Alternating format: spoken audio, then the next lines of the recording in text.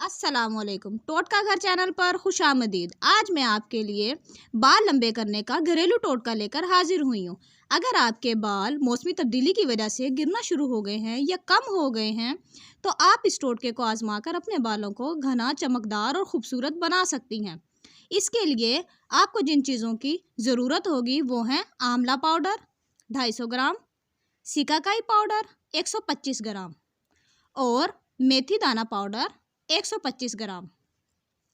इन तमाम चीज़ों को हस्बे ज़रूरत पानी में डालकर रात को भिगोकर रख दें। सुबह इस पानी को छान लें और अब इससे अपने सर को धोएं।